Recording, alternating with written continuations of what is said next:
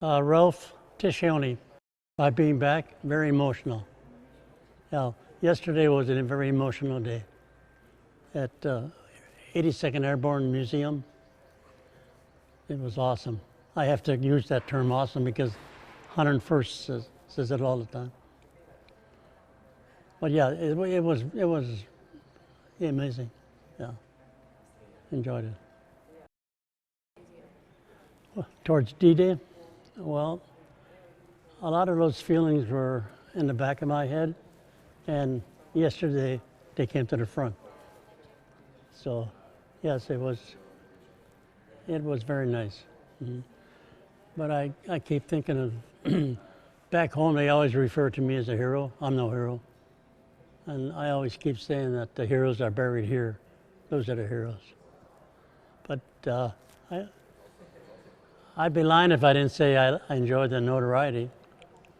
But it's fine. It's wonderful.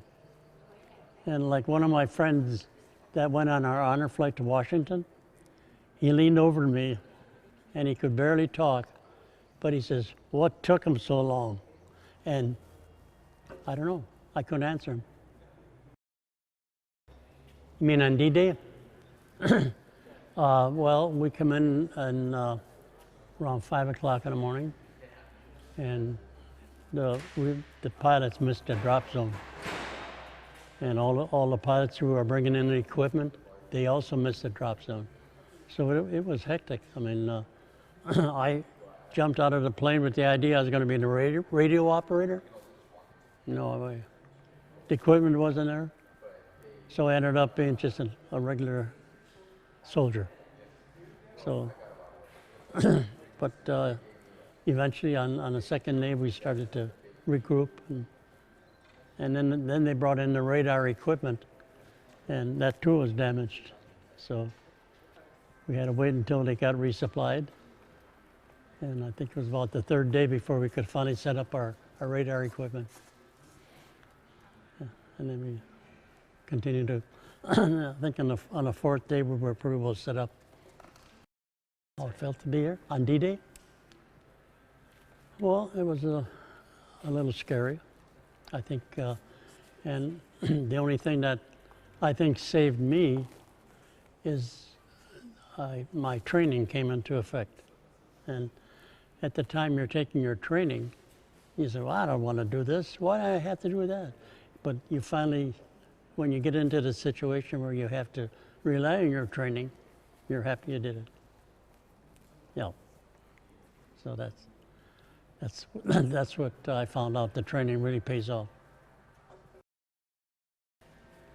I have the utmost confidence in them. I think even now, I think maybe they're even better trained than we were. And we were pretty well trained. And I think the soldier today, such as yourself, you're very well trained. And I'm not worried about it at all. Of course, my age tells me why worry. But seriously, no, I think we're in pretty good shape.